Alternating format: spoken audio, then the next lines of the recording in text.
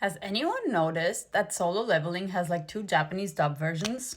So I did some research a few weeks ago. It was around the second or third episode when I started noticing it.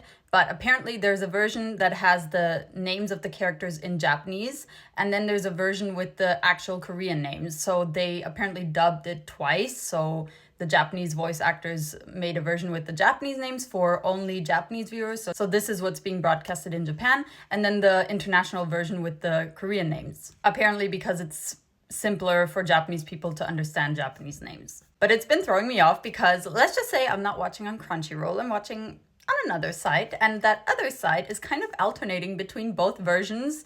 And one week the episode will have the Korean names, and the next week it'll be the Japanese names, and the last 2 weeks it's been the Japanese names. And I'll be honest with you guys, the Japanese names kind of suck. They sound really dumb compared to the Korean names that I already got used to. And so it's been really throwing me off, and it's really not enjoyable when you hear suddenly Mizushi no Hanta desu, which is Song Jin-woo, and I'm just like, what? And all the other characters are suddenly like named differently, and I don't recognize the names. I see the faces, but it doesn't match the name that I'm, familiar with, and it's just like, why?